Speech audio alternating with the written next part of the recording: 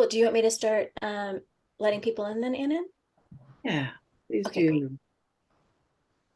And Annan, I just wanted to add, I think the last time we had a conversation, it was a little bit more formal, but I felt like this was a little bit more conversational. Yes, I like that. I think that'll go over really well.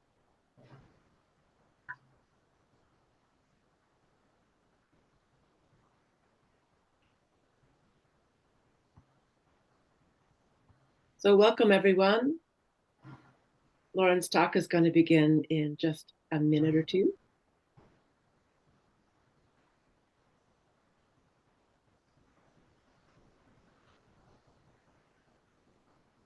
Glad you found the Zoom room.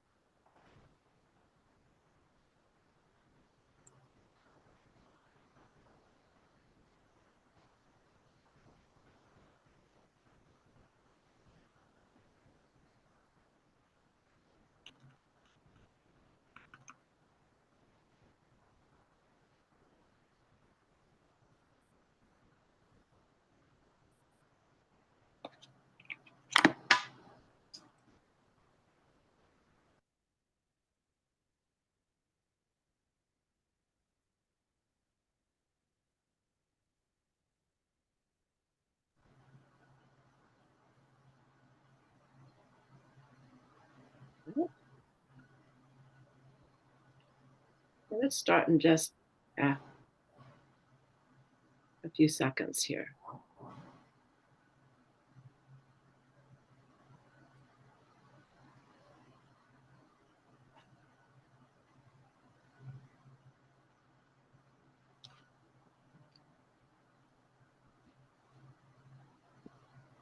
Hello, everyone. Thank you for joining us. For those of you from outside the university, the Textile Arts curriculum is an elective track in the BFA Art Practice program that provides an interdisciplinary approach to the study of clothing and textiles. We offer courses in weaving, surface design, sewn construction, and dress history that encourage students to develop portfolios for a variety of applications in apparel, costumes, textiles, and contemporary art. This is one of several free public events we are hosting this term, where we bring in outside perspectives to supplement our current course offerings. You can find an archive of them at psutextilearts.com for information about upcoming events as well.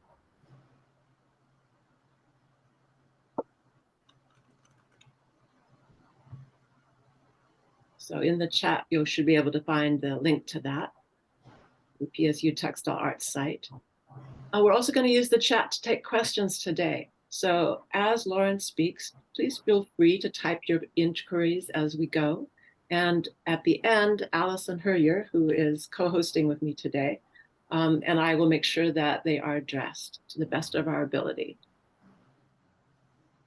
Before we begin, I would like to acknowledge that we are joining you all from Portland State University, which is located near the heart of downtown Portland, Oregon, in Multnomah County.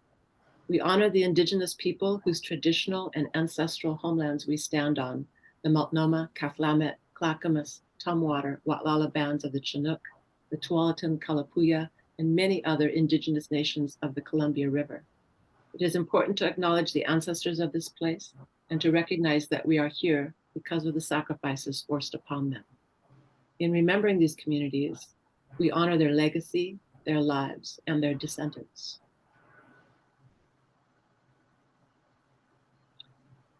I'm thrilled to be able to welcome Lauren Baccus, and very, very happy that you're here with us from Miami.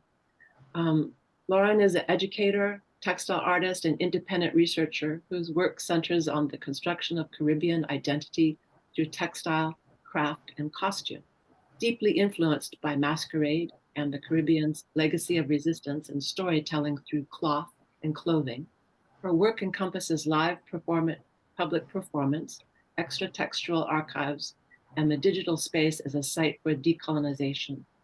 Her most recent project, Salt and Aloes, is an ongoing exploration and rethinking of Caribbean material culture over the past century. We'll post those sites in the chat. Lauren, thanks so much for joining us today. We're really happy to have you with us. Thank you so much for having me. It's such a pleasure to be in conversation with you, and this has been a long time coming, so I'm excited to build on the conversation that started, I think, a year and a half ago, maybe 2 years ago, when we first encountered another, and to be able to speak with your students here today. So thank you everyone for being here. I'm grateful for your presence, and also grateful for the time and energy that I know that you spent with some of my work in advance of this. So I'm looking forward to having some conversation about that after. So I'm actually going to kind of just jump right in and share my screen. Sounds good.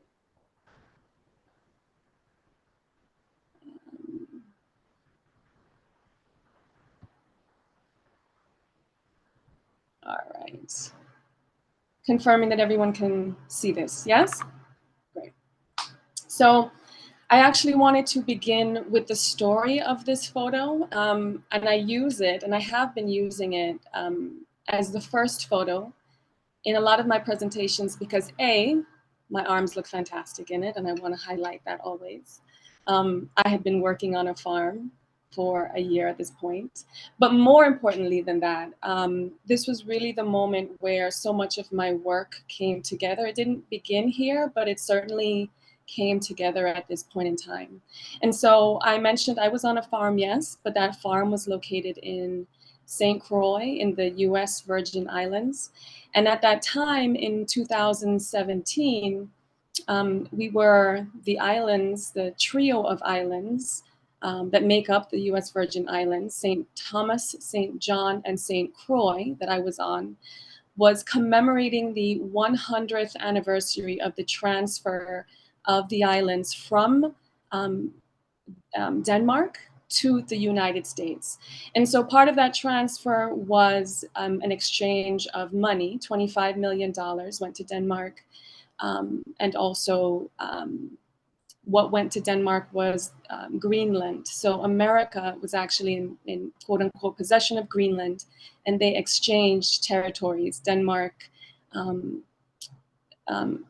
added the Virgin Islands to that mix. And so it was the 100th anniversary.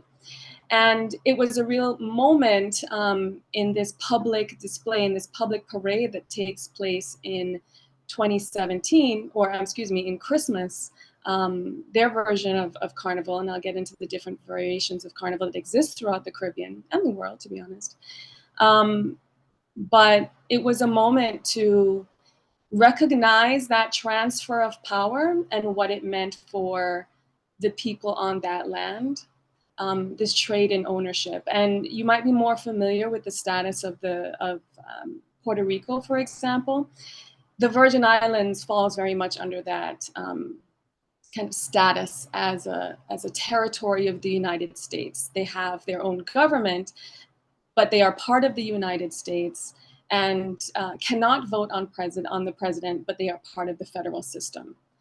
Just so we're have an understanding of that particular status. But again, I mentioned this was a moment for me, this particular parade, when all of the work that I've been doing came together. The land work, I mentioned that I was on a farm and I was thinking about supporting oneself and resources in the Caribbean. I was of the Caribbean. I am Jamaican and grew up in Trinidad and had left at 17, but very much my identity is rooted in being a Caribbean woman. Writing and research and education, and also my textile practice. I'm an artist, and so all of this came together in this really, really beautiful public performance called The Land Belongs to the Land. And I'll share a little bit more about that, but I wanted to get into, as I mentioned, this idea of being a Caribbean woman, and now in this particular image being on this island. When you think of the Caribbean, I would challenge you to think of images beyond perhaps the beach or a sunset or a palm tree. We have to acknowledge in this particular moment that a lot of the ways that the Caribbean has been constructed throughout history is that of a particular place of consumption. a site to be consumed, even people to be consumed. Usually, if the Caribbean is imaged with people, it's in subservient positions or it's in service to someone who is visiting the island. It's important to note that for a long time, the people of that space have been abstracted, even into the background and landscape of this particular region. And so I think as I was beginning to think through in my own life what it meant to be Caribbean, separate from the way that being Caribbean had been framed for me, we'll say that. I really had to think through what did that mean in terms of materiality. And I think that your text or your initial reading of Glissant is really important in this respect, because there's a point where Glissant himself mentions coming back to that point of entanglement. And that's so much of what my work is about, returning to a point of entanglement. And for me, it's the materiality, it's cloth and clothing, how we use the products of the Caribbean, the innovations of Caribbean, the making of a Caribbean, how we use that to define ourselves and work through the kind of historical entanglements and power dynamics. And so I want to come back to this image of the land belongs to the land and give you a little bit out of the fallout of that. What happened was, including myself, I had a few other colleagues join me. And if you look to the far, what's that, left of the screen with the puppet, it was myself and 4 other people of various races. And in this particular point, we had on, bikini tops, and then towards the end, when we were going to be judged, we all put on full body suits, and so all you could see was the hands, and so you could see only a little bit of skin.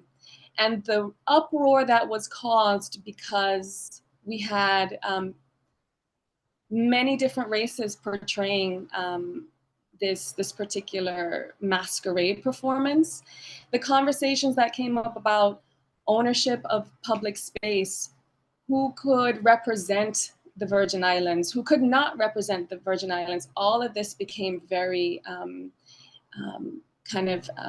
hot and heated debate, completely different than what I had imagined that particular performance might be, but nonetheless valuable. And I think that's important about Carnival and the iterations of Carnival that have kind of developed throughout the Caribbean. Really, it is this space for political debate, for social debate, for pushing boundaries, for tapping into cultural legacy, to imagining oneself in different spaces and places. It does become this site of transformation. And so that it was not necessarily received the way I had imagined as this critique on this transfer of people and land. It really sparked other important conversation that was necessary. And since then, I have done other performances in the Virgin Islands. One of them was the Golden Calf, and it referenced this biblical story of this worshipped and idealized idol, essentially, that related to the Virgin Islands in all of the rush of money that was essentially coming into the island at the time. A lot of purchasing of land and beachside property. And really just to drill in the point that not all that glitters is gold. Much of what was being valued at the time had very little impact on the actual population, actually took away access of the beaches for the local population. And it was a beautiful performance. Again, I think masquerade is this convergence between art and politics and social evolution and history. And so it was a real honor to be able to play masquerade in that particular space.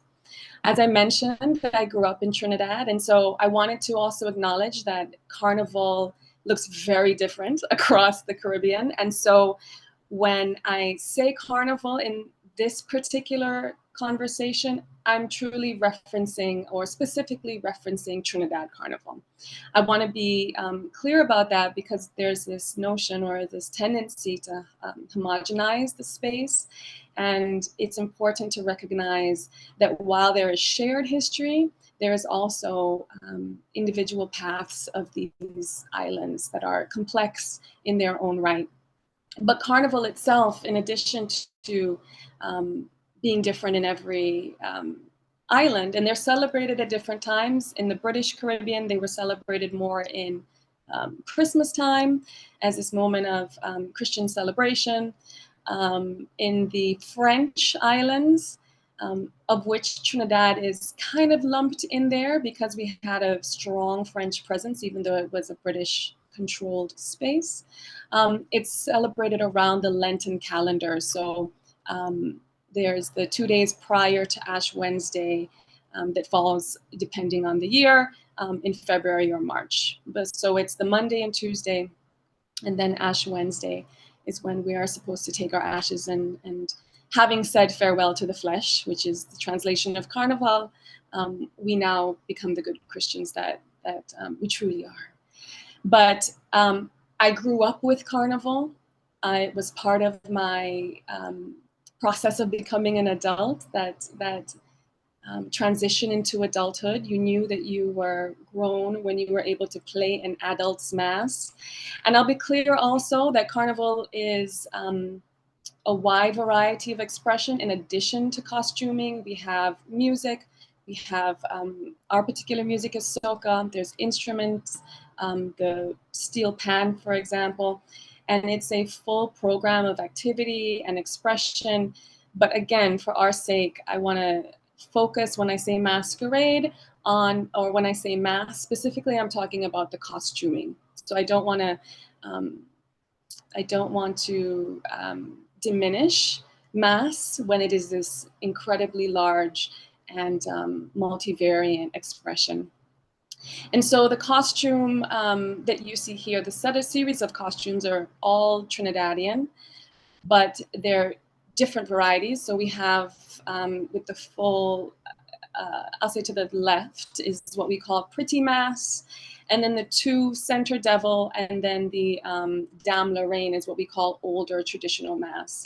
The pretty mass is the one that you'll see more of the Instagram images of, and that's what you'll see, say, in marketing and tourism catalogs and assets. And then the old time mass is gaining popularity.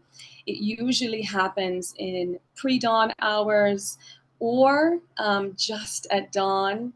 And there's an element of mysticism around it as well, and also a hearkening back to periods of enslavement, where again, enslaved people would mimic and make fun of, and really in the rare circumstance of being able to inhabit something other than their circumstances that they were in. I will mention that the pretty mass costume is one of the first that I actually designed as part of a band called Lost Tribe. But my heart truly belongs to old time mass. It's my favorite because not only I think that it's the most, it touches the history of Carnival really effectively, but also in terms of dress, it just has so much richness there. What you have to the far right, the individual in the red outfit is actually a Dame Lorraine character that's meant to make fun of the planter class. And then post-emancipation in the 1800s, it was meant to, again, do the same thing, but usually worn by men. And there is this interesting queerness or queering space that Carnival represents that is another important part of this particular cultural experience, that it leads into so many other areas and avenues of conversation and relevance. It's a way that people push and press power. We talk about sexual politics in this space. There are conversations around, again, queerness that exists in Carnival. And again, Carnival really is this entry point to talk about all kind of dynamics that happen, not just in Trinidad, of course, but throughout the Caribbean. So it's an incredibly special event for me, and incredibly personal too. There is nothing like experiencing a Carnival. I will actually, before I move on, just point out the jab in the center. Jab jab is essentially a devil. And so again, as one of the few places where a Black population, where a formerly enslaved population could express power, was in these spaces in Carnival. And in this role, they essentially harass people into giving them money. And then only when you give them money, they'll go away. And he's my favorite character. I also wanted to talk a little bit about men inhabiting female clothing or dressing in female clothing, and Carnival as a space of queerness. Peter Minshall is the designer behind this particular work, and it's hard to describe what Peter Minshall means to Carnival. I would liken him to something of a cross between a Issey Miyake and a Schiaparelli in terms of his production and his skill, but also his vision, and really creating a performance piece out of his work. This is the king character. So most bands, and they are, masses of thousands of people, but most bands will have a leader, a king and or a queen. And in this particular performance in 2016, this was the king of the band, and dressed as Ras Nijinsky as Pavlova.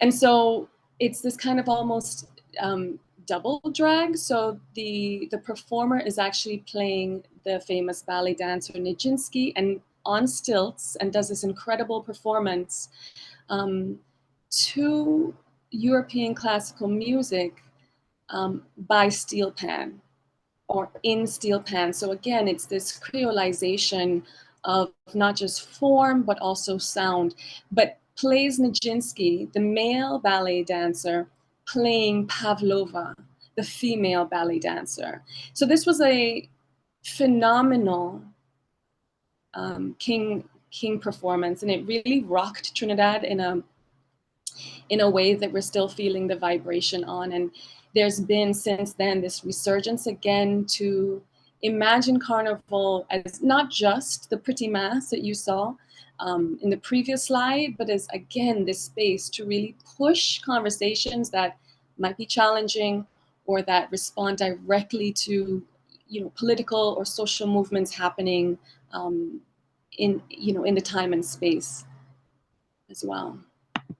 And I just wanted to share this second image again, just to kind of press the point of really how, first of all, skilled this performer is, again, on stilts, but also how simple this particular piece was. But again, like some of our, most skilled designers, it's usually the simplest work that has to be executed the best and the most efficiently and effectively.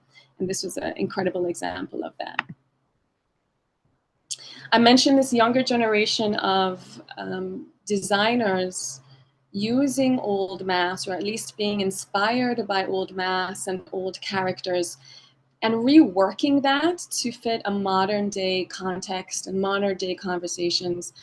This here is Amanda McIntyre in conjunction with Jerula Wegner, and this was 2017. So this is a year after Minshall's performance.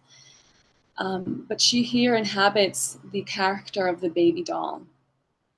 And the baby doll in particular is or had been in the 1800s, early 1900s, been played by men. And it was really an evisceration of women who had children out of wedlock. And again, these were usually women who were formerly enslaved, who had very little bodily autonomy, or laborers in the 1800s, early 1900s, who again had very little access to resources. And so when they would bear a child, usually they were unwed, unmarried, and the object of derision. And so men would use the public space to actually make fun of these women. Since the early 1900s, as more women became involved in the masquerade space, more women have begun playing baby doll characters. And more recently, artists have been using her as a feminist icon even. Amanda McIntyre has been playing her for years and really inhabiting this character as a means to talk not just about body politics, excuse me, but in terms of matricide in Trinidad specifically. There's been a high rate of murder of women of very, very many communities. And so it's a reclaiming of space, but it's also a reclaiming of girlhood, which I think is also very beautiful as well. She has a group that she performs with. And so this is what we would call old time mass that takes place before the 2 days, the Monday and Tuesday of Carnival. There would be performances and processions, and some of that would be late night too. And so I love that the baby doll is being embraced once again. I'll also mention the baby doll is not exclusive to Trinidad. I discovered also that documentarian in New Orleans, and I mentioned the French presence. And if you know your history, you know that the French were very much in New Orleans. But again, they were also in Trinidad. And so there is a baby doll tradition in New Orleans as well. In this respect, it actually developed, or it's thought to have developed first among sex workers, again, reclaiming and kind of pushing back on ideas of what womanhood is, or what sex work could and might be, right, in that space. And how women reclaimed not just possession of their womanness and even their girlhood, but also of their body. So she has a really beautiful documentary about baby dolls in New Orleans that I'd highly recommend. In this case, the performance, I'll back up a little bit, the performance in Trinidad is to show your baby doll to the public and then point out men and try to essentially humiliate them and have them give you money. Again, this power dynamic of claiming space, where usually there may not be that ability to do so. And I've been thinking a lot about, just to go back a quick second, because if you look at the baby doll and what they're wearing, it has a very old time look. It has a very colonial silhouette. And I think that as someone who's constantly wrestling with this idea of what does decolonization look like, when so many of our products, of our essential material culture is really built around a colonial presence and influence. And in thinking through this, and you all may have read the bandana, or some of you may have read the Radical Bandana, but really recognizing how radical material is and how radically used it has been and can still be, that we don't have to essentially throw the baby out with the bathwater, right? There is value in the way that not just enslaved populations transformed cloth and clothing, but Creole populations, all populations. And I'm making that very important distinction because unlike the British-controlled islands, islands that were influenced or controlled by the French, had a lot more mixing of the races. So there was a Creole population of free blacks that existed that France had to essentially negotiate. And so, unlike the British islands as well, there was an instituted set of rules called the Code Noir, established in 1685, which is towards the beginning of the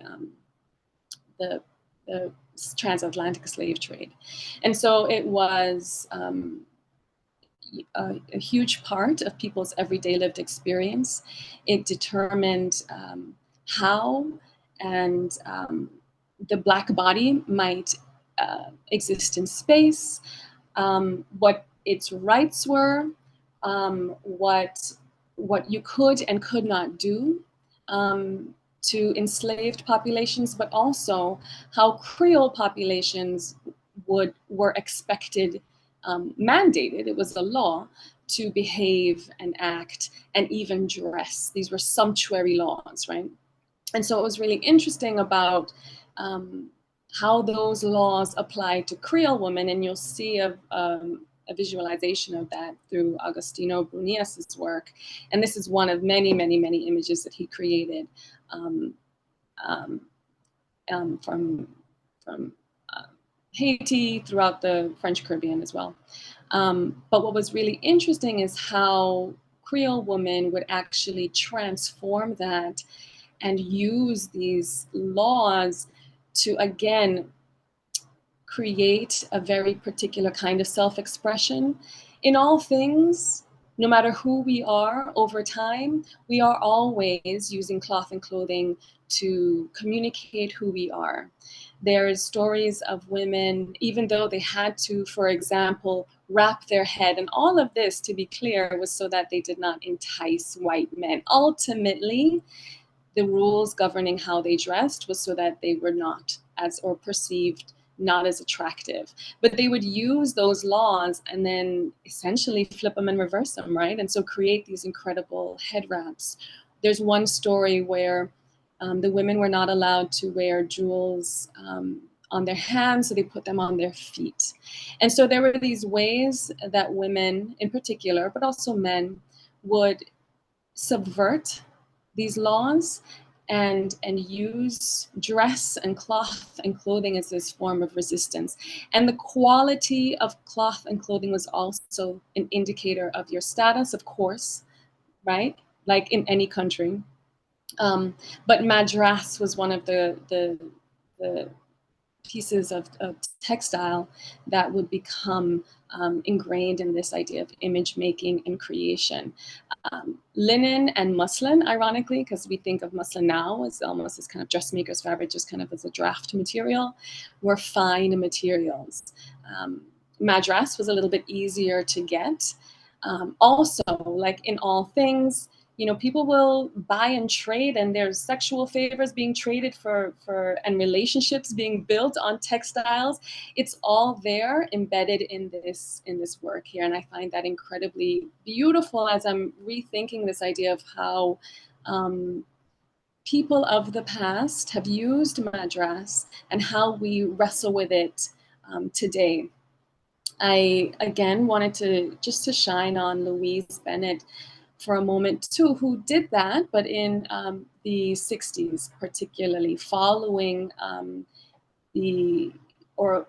post-colonial, during the era when these nations were asserting and gaining their independence from colonial powers.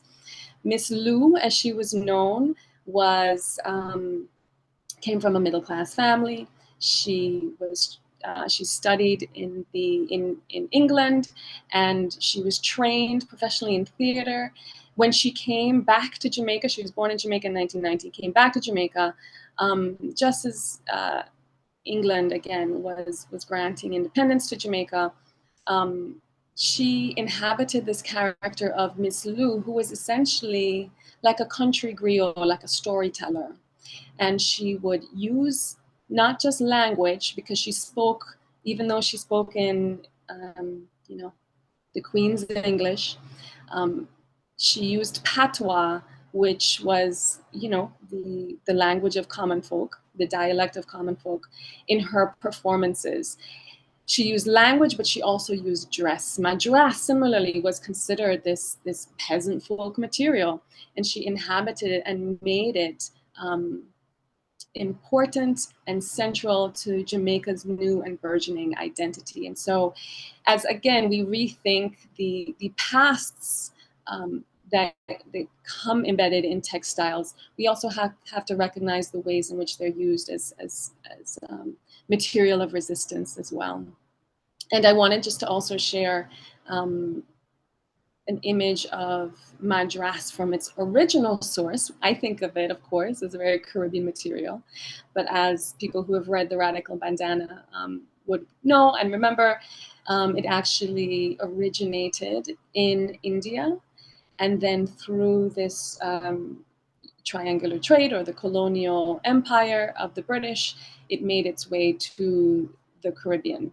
And I just also want to acknowledge that this is not unique to Madras as well. When I think of Madras and how it's been transformed and culturally has taken on and nationally has taken on other countries, I also think of Yinka Shonibare's work as well. If you're familiar with this artist, he's a Nigerian artist who works with Dutch wax.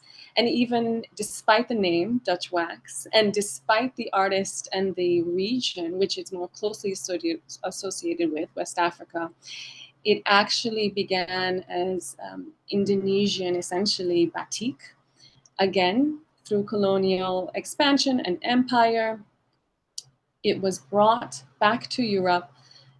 There was a cheapened version made of it, and that material that was now produced in the UK, or in England, excuse me, and in the Dutch manufacturing, excuse me, actually went into West Africa and became part of that cultural landscape and material culture.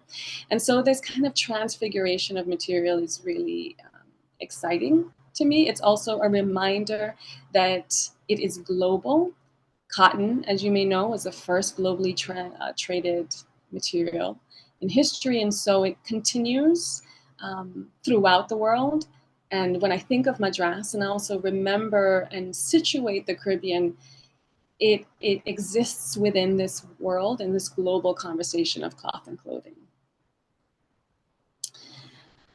And a historical conversation about cloth and clothing. I haven't talked as much about my practice, but I do want to spend a little bit of time on it here, and really to give a little bit of background on that, because we are talking about the stories that cloth is carrying and clothing, and the histories that are sometimes captured and archived, and the histories that are not as part of that process. There was a word used before, extratextual, and I think that applies really perfectly to the work that I'm doing, is finding these alternate sources of information, especially when archives are incomplete or inconsistent or biased. But to come to the quilt specifically, the Tristan quilt is one of the earliest examples of quilt making that we have from the 1300s, and found in Sicily. And this is the Tristan quilt that tells the story of the Tristan and Isolde myth as well. And the structure has always reminded me of this beautiful Harriet Powers quilt to the right. Are we good? I just want to make sure we're good. Which tells a biblical story of this woman who was enslaved as well. She sold the quilt for pennies, but it's one of the few examples, out of necessity, to be clear, it's the few examples of quilt making and storytelling in fiber and through fiber that we have, that we can attribute to a Black maker. Not that Black people weren't making quilts in the United States, and this again is, sorry for not situating that, but this is in the South of the United States. Not that Black people were not making quilts, but that we don't always know the maker of the quilt. And so they have essentially been rendered invisible, even though we have their work. But this storytelling, not just in terms of structure, but this capacity for cloth to be so instructive and supportive of a more full and not completely complete archive is important to a lot of the work that I'm doing as well in the digital space, which I'll talk about a little bit as we move forward. But this is as I've been marinating and thinking more about textiles and also quilting, and also how we represent the Caribbean, perhaps differently. This is some of the quilt work of my own. And to the right, under Conch Call, the detail, it's beading that I've been kind of painstakingly working through and with. Even though it kills me, there's something representative of all of those stories that somehow become not just abstracted, but also remain untold and unfound. And I wanted to briefly touch on this. I think last month there was a lot of conversation around this piece, Belisaire and the Frayed Children, after its acquisition by the Metropolitan Museum of Art. There was a lot of conversation around the piece, but I thought it was incredibly important to continue talking about this work as something related to, or an example related to, cloth and clothing as instructive and ways in which, again, we can fill in this gap. It had been found or located without Belisaire, that character or that figure that you see leaning on the tree with his arms crossed. After this piece was restored, and I will share that there's an incredible podcast about this particular work and how it was not just found and identified, but also how it became, how should I say this, how Belisaire became obscured and lost in history, and then how and under what circumstances he emerged from this work that was created in 1837 out of New Orleans, I believe. But so much of what we know about Belisaire is actually found in his clothing and his position in that household. He was an enslaved person to this family, but his clothing signifies a special position that allowed researchers to find out a little bit more about him and his background. Obviously incomplete, but he has emerged from this work as really this fascinating character who had been lost for decades. Even as it was owned by that family, he haunted that. It was known as the painting where there used to be a little boy.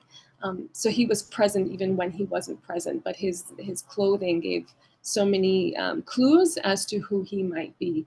And again, I think that returns to this idea of how do you respond to a missing and incomplete archive.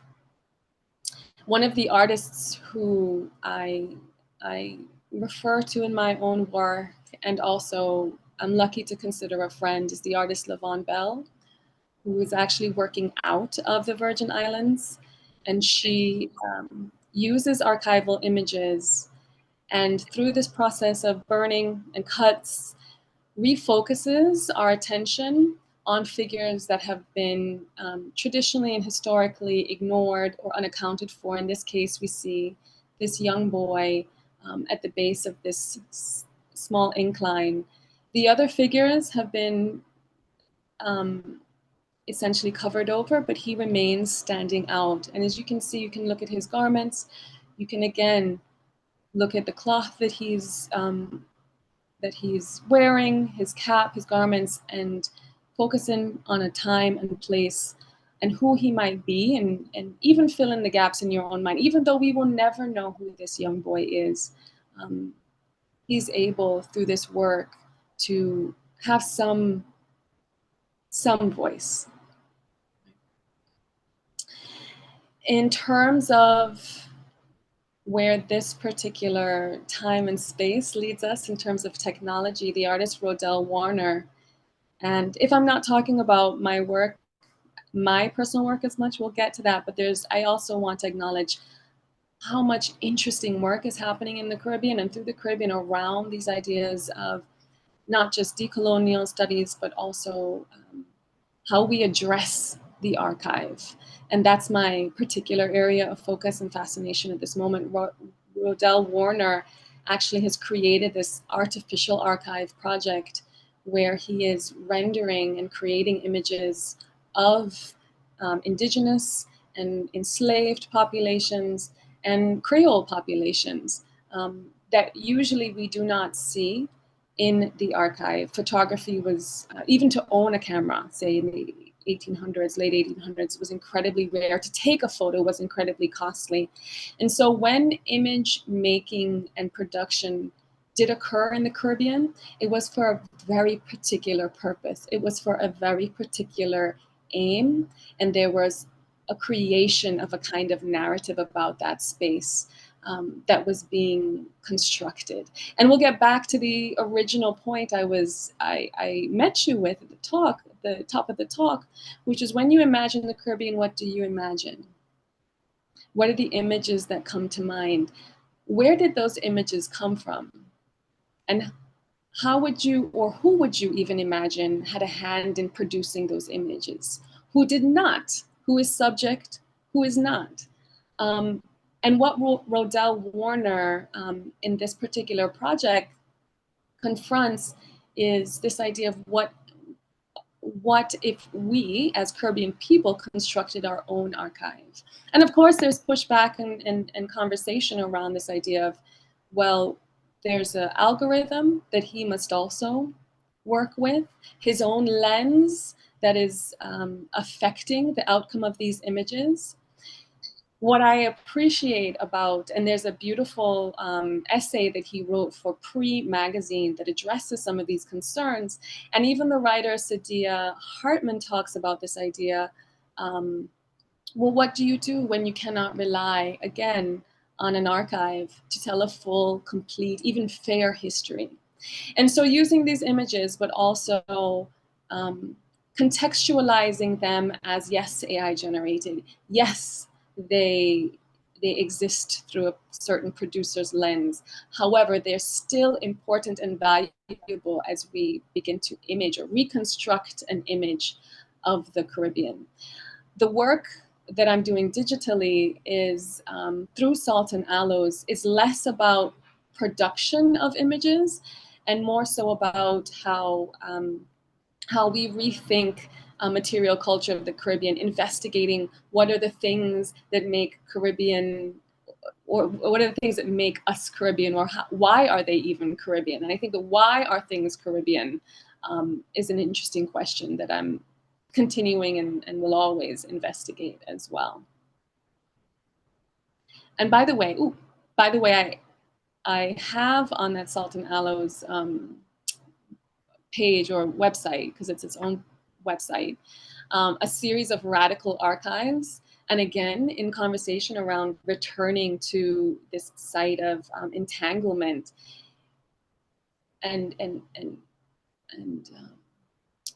making it a complex question of what an archive is what I'm gathering, resources that offer radical or different versions of an archive.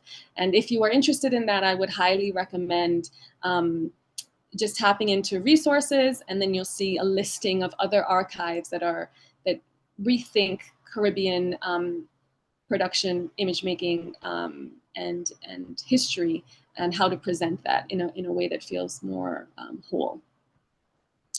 I promised I would get to some of my own work, and so this is some of my recent work, 2022, but I haven't strayed too far away from the textiles. As you see, I'm embracing the beading.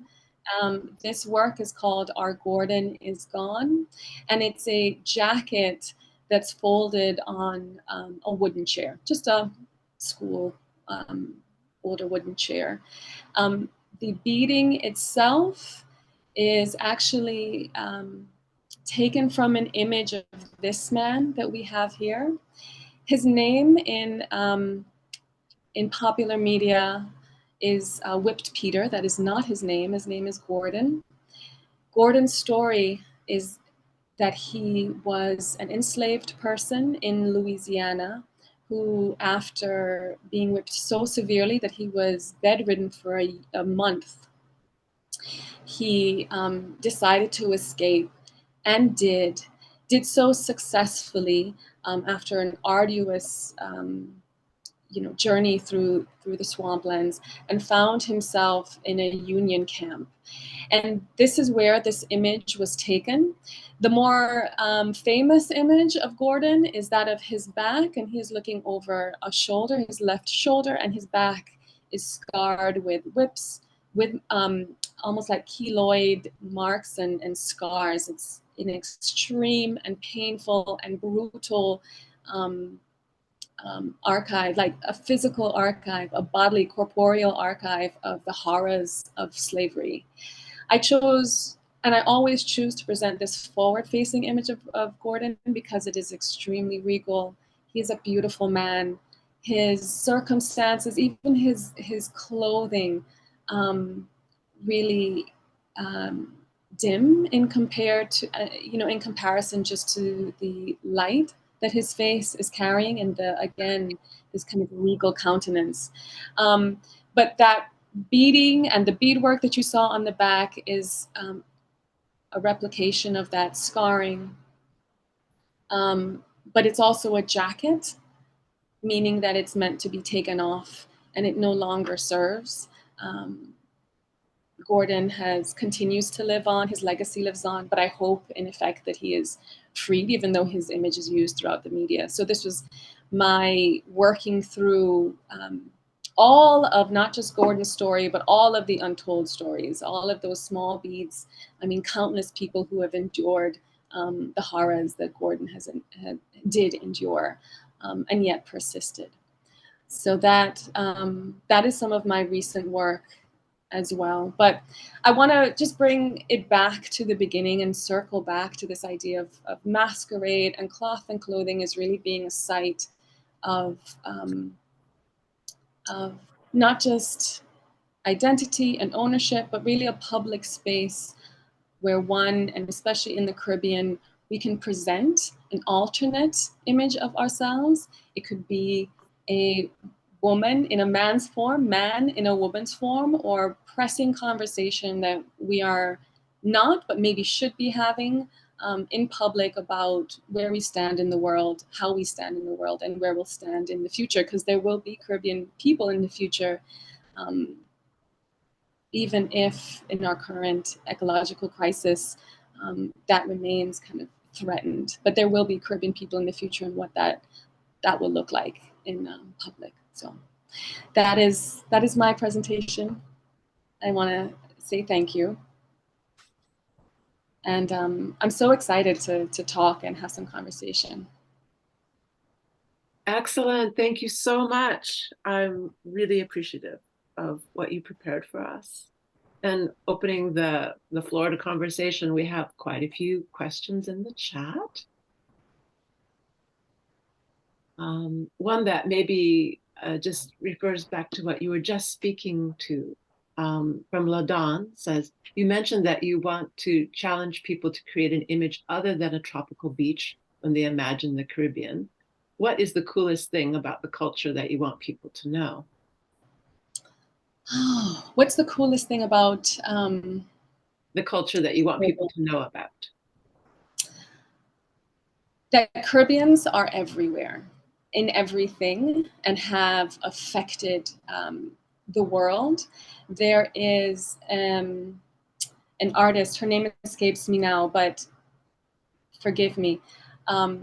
She imagines, and when we think of the word revolution, it's a cosmic word, right? It's kind of this word that deals with the universe.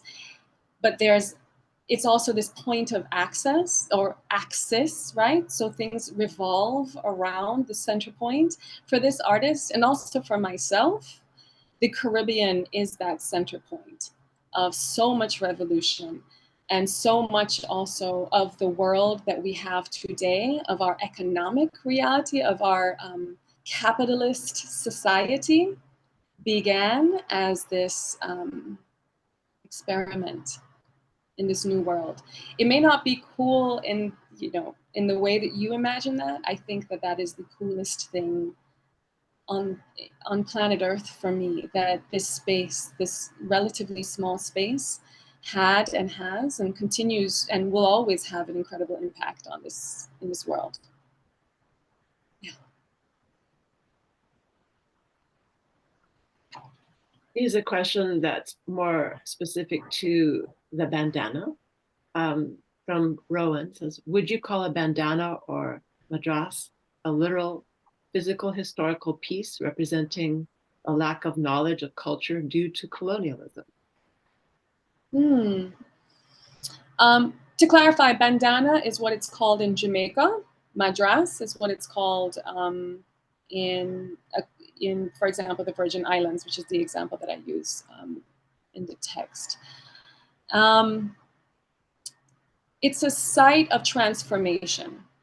And so there's detail that's lost in that transformation, but it's to root it as a colonial object, I don't think that would be doing it the justice that it deserves. It's been transformed by the people who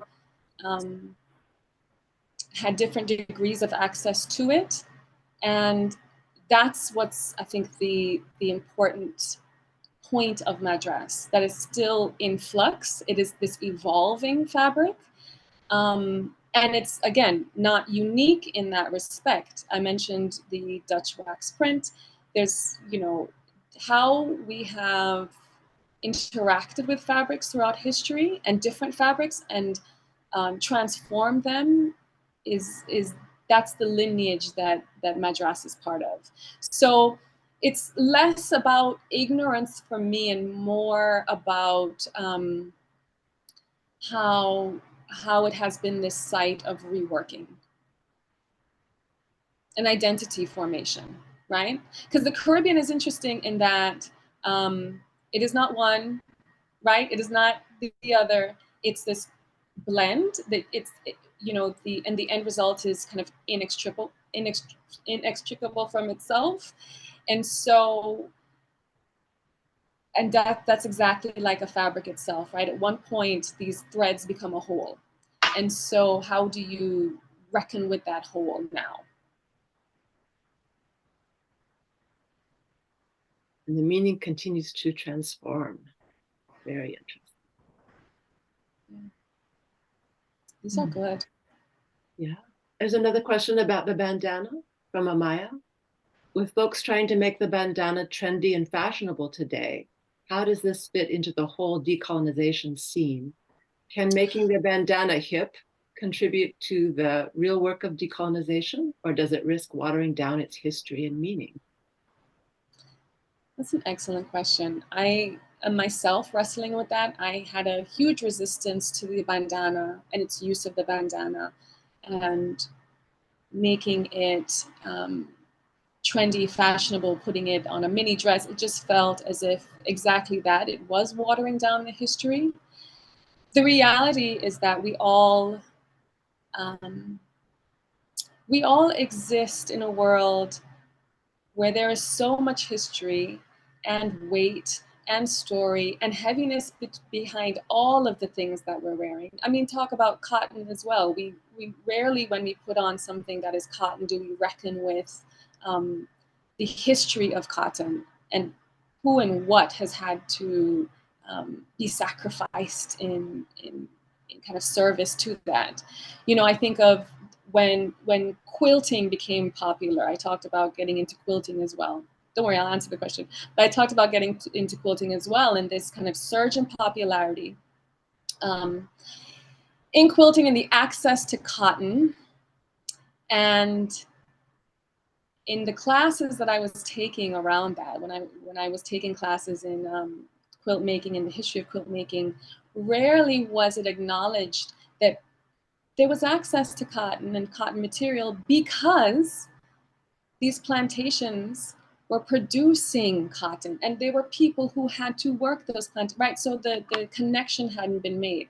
I say all that to say I've had to exist. And I think, again, to go back to glissant, you have to wrestle with the complexity of all of the material world around us, that it is never black and white. There is never a material object that isn't charged without us charging it and doesn't come with some residue. And so recognizing how people have been able to work through Madras has been important for me, recognizing that people should and could have access to Madras and don't have to know the whole history. That's the reality of it, that there won't be.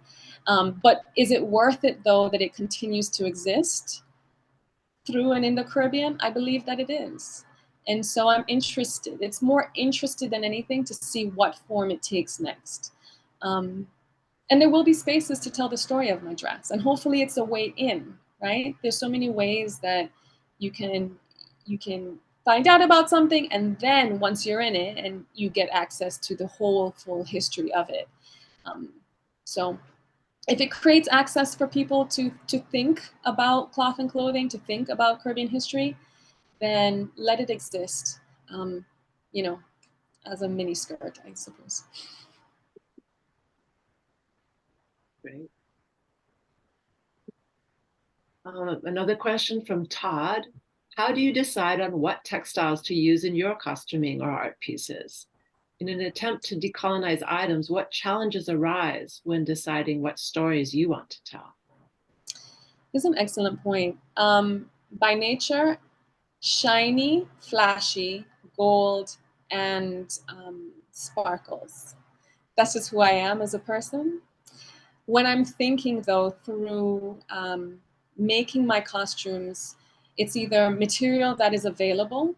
Again, the tradition of Carnival, as it evolved, was using what you had to make, and that was it. Now, Pretty Mass tends to use a lot of imported materials, like again the shiny, the shiny gems, and feathers. Traditional mass, the one that I tend to gravitate towards, though, any kind of costuming that I'm doing is focused on the materiality, not just how it looks and feels, but also where it's sourced. That's very important to me as well. Because the Caribbean is not necessarily a point of production for material, though, I have to think more about what that material means for the Caribbean or how it relates to the Caribbean. Again, not as a producer, but more as a space within which that object is charged. So again, even though I'm not getting beads from that were produced in the Caribbean, it still has to be related somehow in color, or for me, in my own particular mind, right? In addition to that, some of the criticisms, a lot of the criticism around the Caribbean, and especially as we think through really recognizing the Caribbean as a space that continues to grapple with colonial, post-colonial, neo-colonial, right? All of those influences, is that we are a site of intense pollution and single-use plastic, right? Pollution. And so sometimes I will purposely use plastic material to speak to that. I do not throw things away. So I will, incorporate sometimes trash, but even if it is a newer plastic object, that I believe speaks to this idea of the Caribbean at this point of tension between where the kind of residue and legacy that has been left there and the way that that space is treated. And I write about this too in The Wasting of the Caribbean, that the Caribbean has been framed as this place of waste, right? You can waste people, you can waste things. It's a disposable space. You can, have your time there and then leave that space. You can consume that space and then leave it. And so how do we exist in a world or on a land that has been framed that way for others and then also ourselves? So again, that question of materiality speaks to all the ways in which we exist in this world. Thank you. Do you have time for one more question? Yeah. from Thai, language can be an important tool to decolonize a region and culture. Do you think referring to a specific cloth or dress with their previous or indigenous names is important to the decolonization of the cloth or dress, specifically in regards to how we talk about the bandana or madras cloth? Yeah, the language around madras, less so the name and more so the identification of a national fabric and how islands have referred to it as national fabric. I think that's interesting. Um, Again, the language has been adopted. And so whether it's Madras in the Virgin Islands or St. Kitts or St. Vincent or bandana in Jamaica, that it is shared is important, but also that it has been kind of framed as a national signifier. I think our conversation around what is a national cloth is actually interesting to me. Jamaica, for example, does have an indigenous cloth called lace bark. And so why aren't we thinking about lace bark as a national fabric, right? But it gets, it gets into this complexity of how do we reckon with this past colonial space when it is, you can't extract that, yeah? So I'm more, rather than the language, and your point is absolutely correct about thinking through the naming of it, because the name hasn't changed necessarily, it's just been adopted. I think finding alternate material objects that we define and create and have transformed is also interesting to me. I don't think it has to be replaced, but I do think that finding kind of wider array of material, objects or pieces or material itself, I think is an interesting endeavor. Because it's the single story conversation, right? I don't want Madras to be the only story. I want to have a conversation also about linen and also about, Osnaburg, which is also like a very loaded fabric. It was the fabric that British planters gave to their slaves essentially, and once a year, and they had to make their own garments with it, and that was it for the year. They were mandated to do that. That was a law. But I would love to see more around Osnaburg. But because it's textile, because it doesn't necessarily hold up and can't be preserved as well as other objects, we don't have as much of a source around that of information.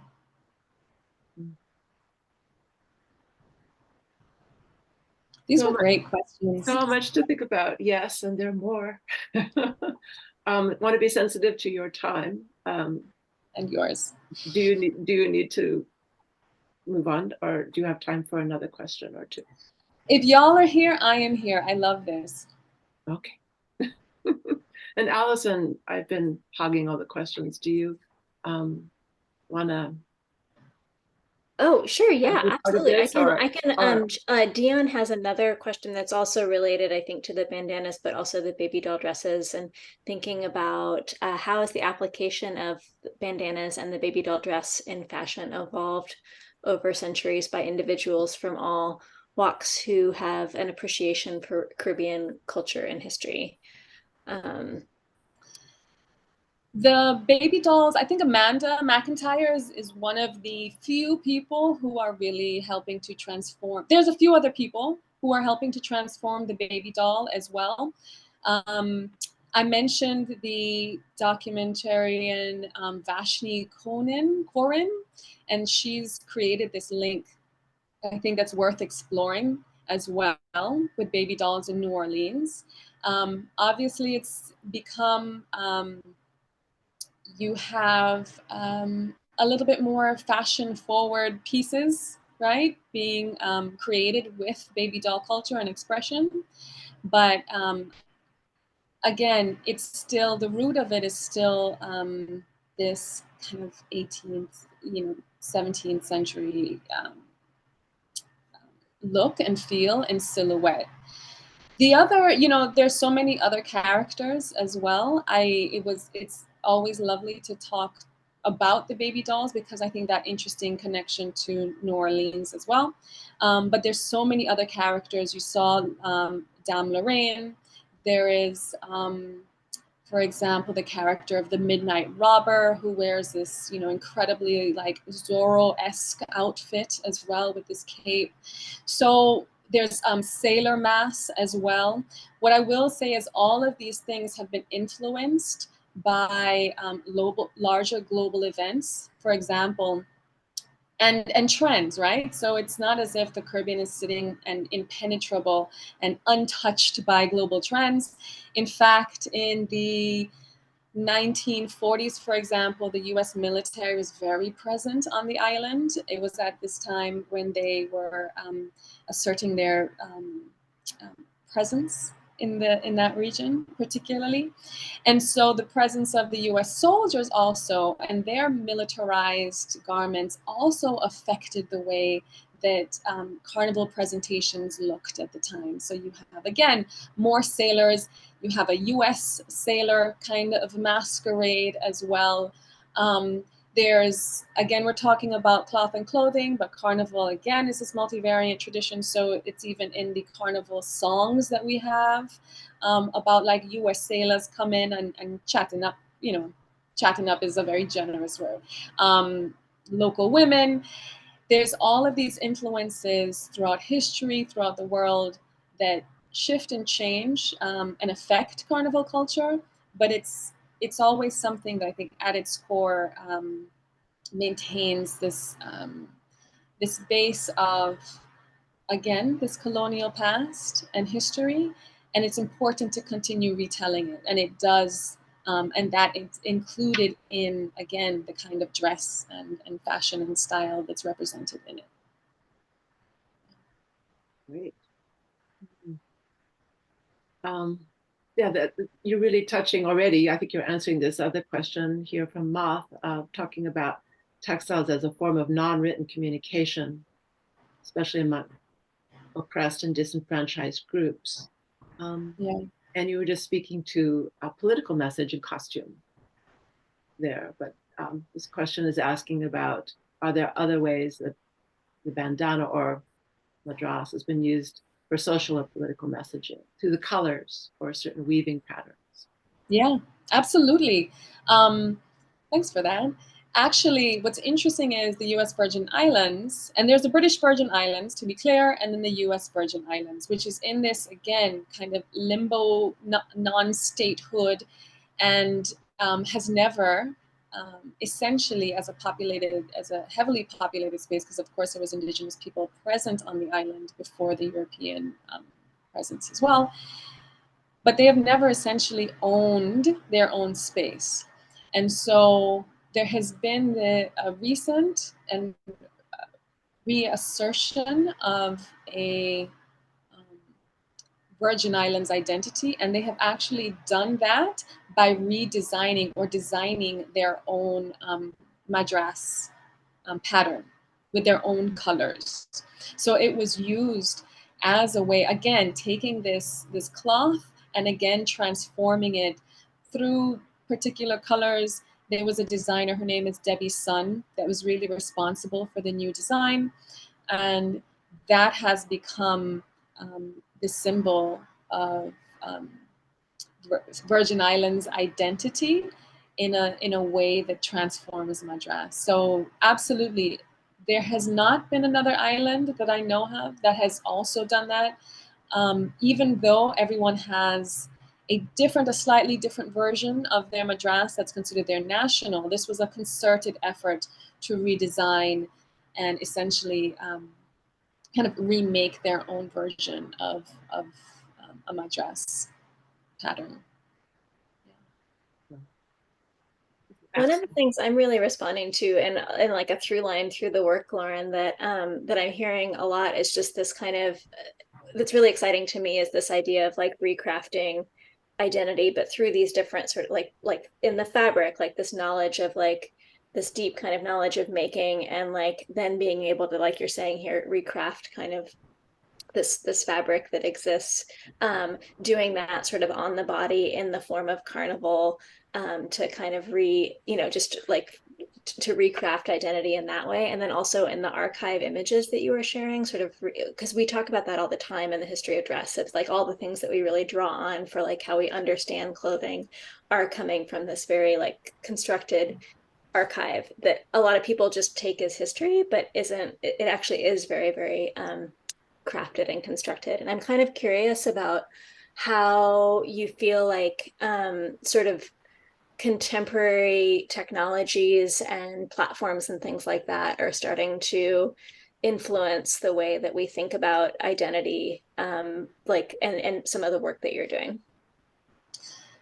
Thanks for that, because I think that it problematizes this idea of history in a way that is worthy of conversation. Whether I'm not in a position of saying I agree with it or not. I think that it is incredibly interesting.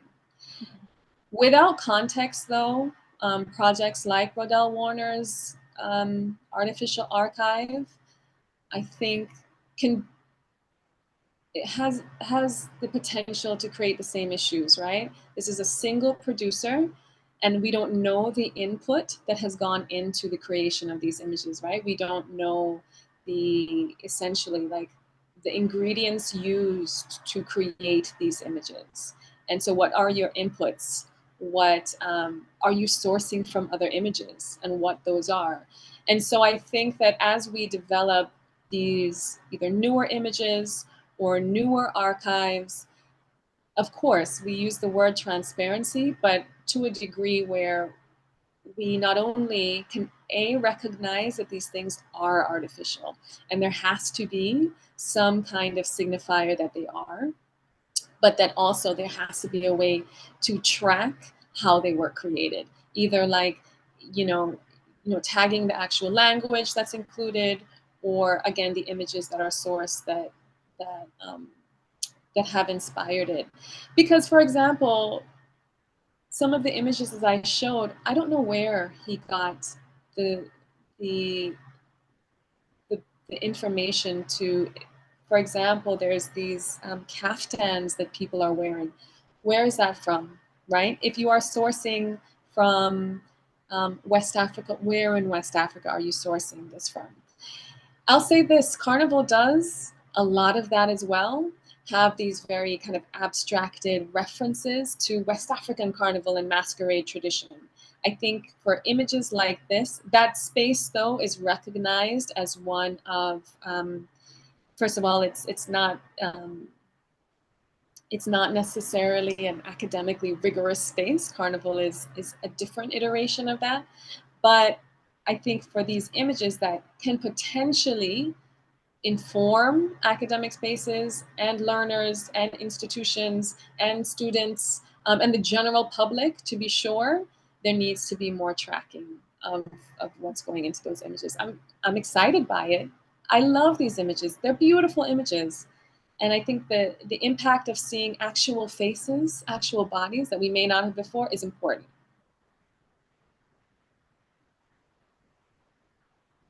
Well, we're starting to get some nice thank you in the chat to you, Lauren, for all these ideas you got going in our minds, and the archive that you're creating. There's a lot of conversation there. There's a lot of inquiry. It's so valuable for that reason. So thank you for your generosity. Thank you so much for the time. I know that we stayed a little bit longer, but I'm grateful for you all and all of the questions and the space to talk about this. So thank you for having me. Yeah, it's been very, very thought-provoking. And I'll let the chat fill up with more thanks for you. If you couldn't see that there. I can see it. Thank you. Good, because it's been very well received.